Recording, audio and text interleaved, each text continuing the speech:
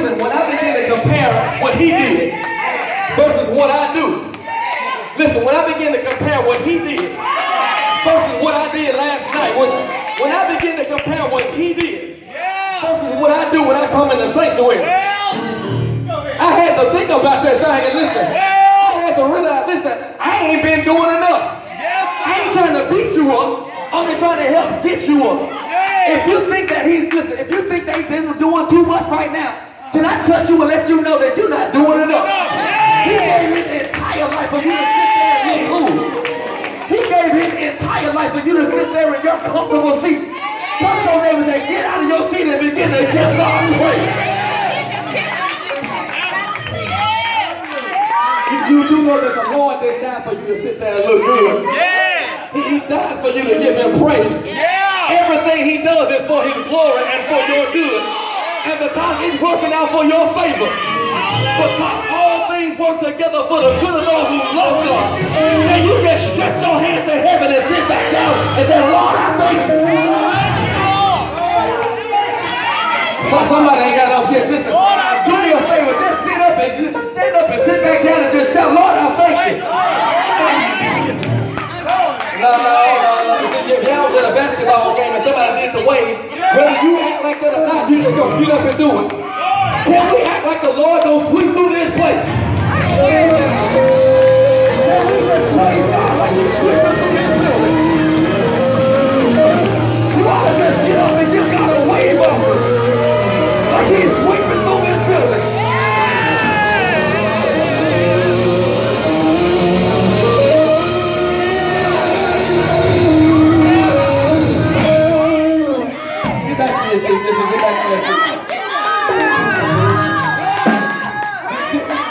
Sit back down, be quiet.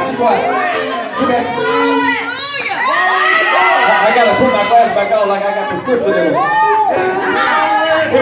The text says, because she was crushed in her soul, Hannah prayed to God, and she cried inconsolably. Listen, according to the text, Hannah had reached a point in her pain where her problem persuaded her to pursue the problem solver through the practice of prayer. Hannah reached a point in her pain where her problem had persuaded her to pursue the problem solver through the practice of prayer. To listen, to just say that she prayed would not be incorrect. However, it would be incomplete.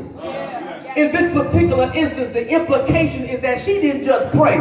Look at your neighbor and say, she went in. She went in. Yeah. She didn't just pray.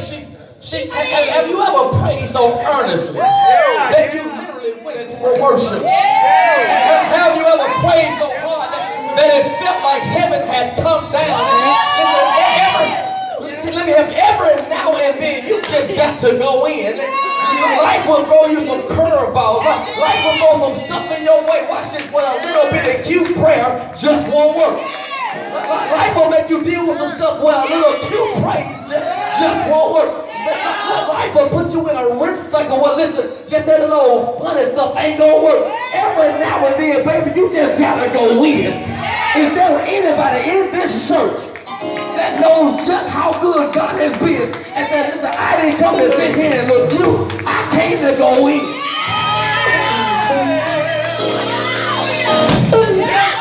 Slap your neighbor, say it's time to go in.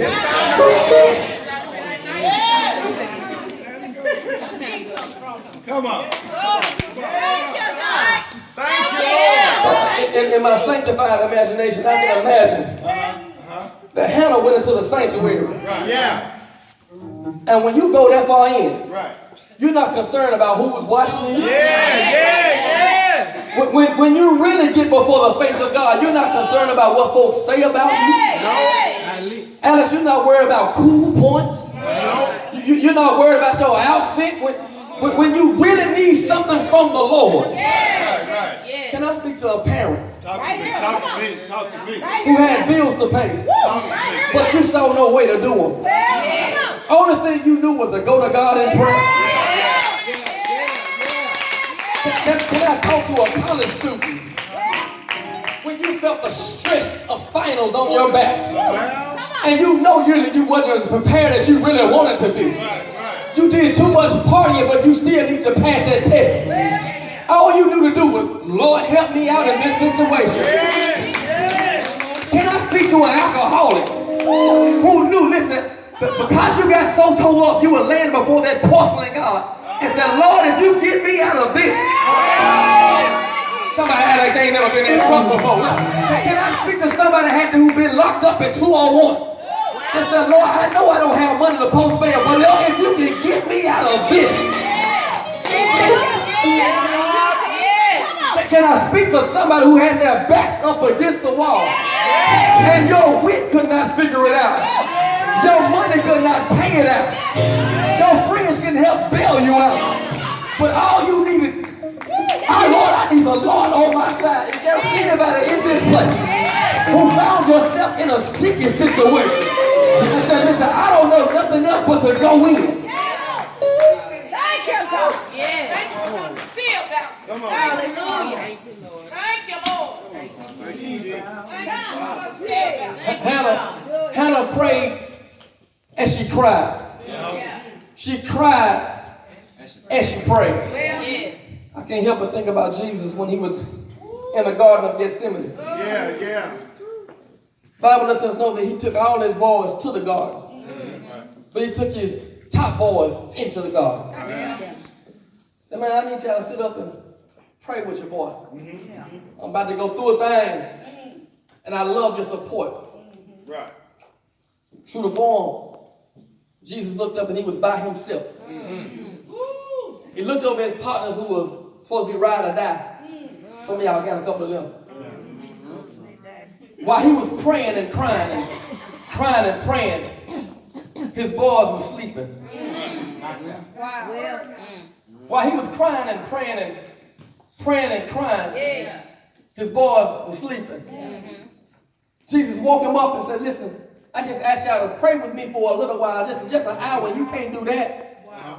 He said, gotcha, Master, we're gonna pray with you. Jesus went back in, and he's praying and crying, and he's crying and praying, and he turned around, and he was looking for some help, and his boys were sleeping. Wow. The Bible says Jesus prayed so hard that sweat like blood began to pour out of his pores. Because he was going in. But can I tell you something about going in? Tell us. When you're praying to God so hard and you're looking for him to transcend what you're going through, what he winds up doing is giving you what he wants you to do. Yes. Come on. Yes. See, the power of prayer, the real power is that it changes not what your situation is. Right. It prays your stance on the situation. Yes. That's right. Yes. Come on. Say it Come on now. again. Say it again. The power of prayer is that it doesn't necessarily change your situation. It changes you. Yeah.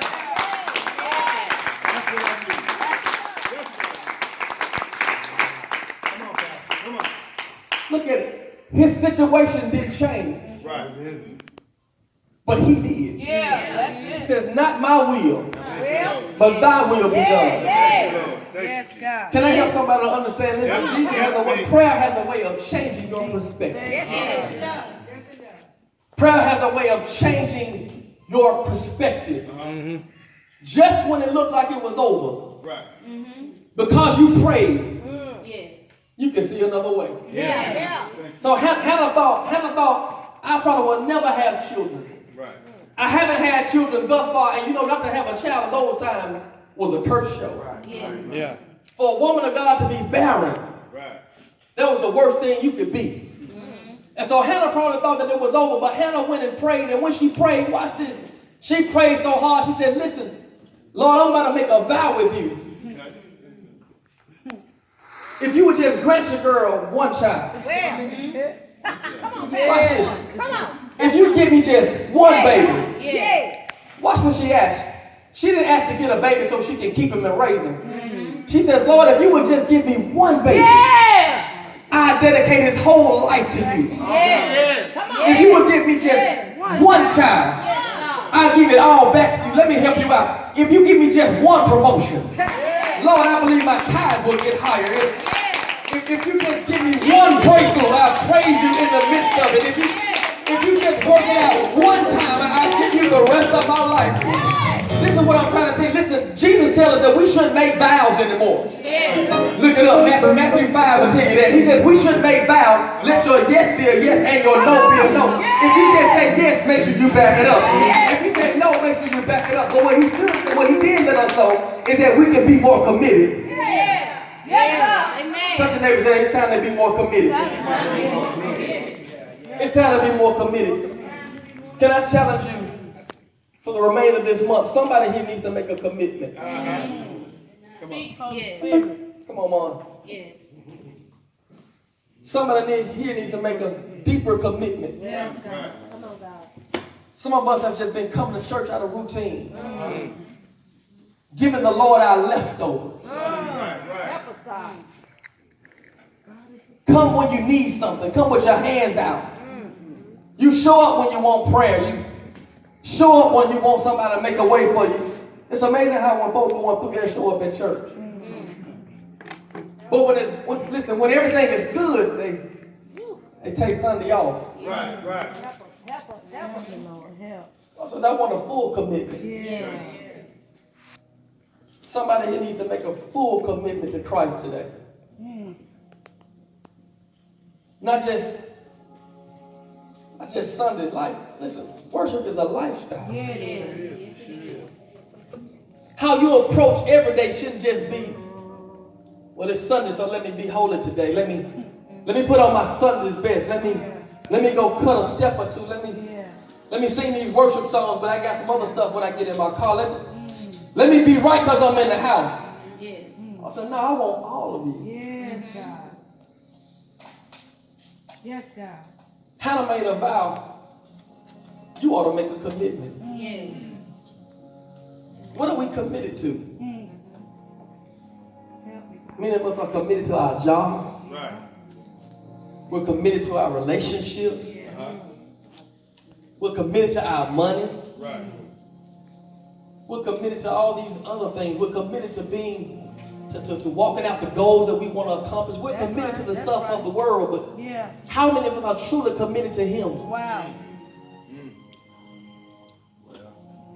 Do you commit your language to Him? My God. Come on. Do you fully commit your ways to Him? Do you fully commit your time, your treasure, and your talent to Him? I believe in this month of May, this month of grace, Thank you for your God is giving you an outlet to make a deeper commitment. Yes, God.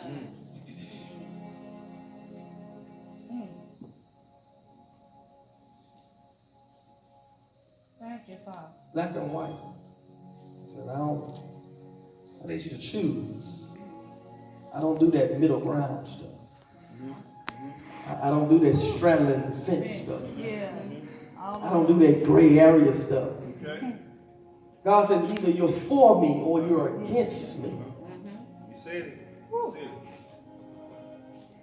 it. Either you're going to obey me or you disobey me. Even delayed obedience is disobedience. Thank you, Ms. Rama. That's it. Temporal obedience is still disobedience. Situational obedience is still disobedience. Help us, God. Church folk, we're the first ones to be saved, but we're the first ones to set you out. Help us. I ain't no killer, but don't push me. The Lord says, see, that's your problem right there. Yeah. You can be pushed. Ooh. Yeah. Yeah.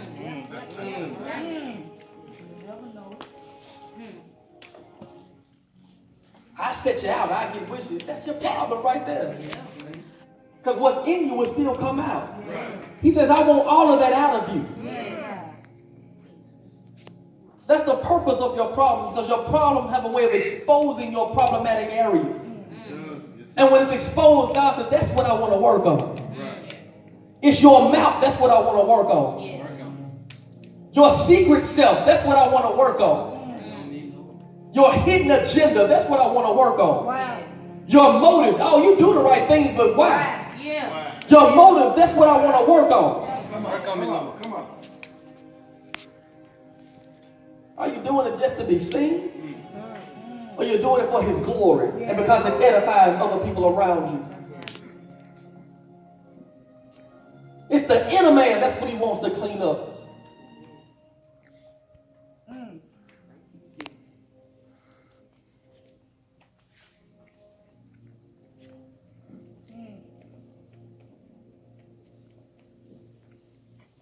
Touch your neighbor, says commitment. If I were to ask you today how committed you are to Christ,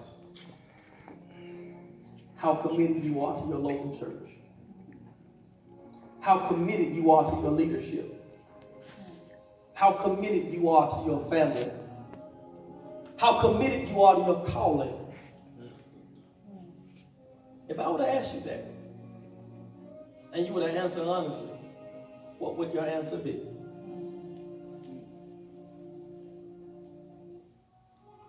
If there's a lacking in that area, then I believe the Spirit of God is speaking to your heart today.